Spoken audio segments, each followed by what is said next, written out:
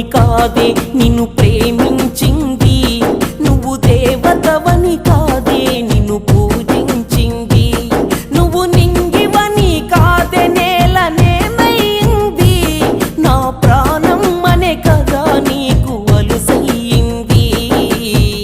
రాతలో లేని రాదమ్మ చెప్పలేను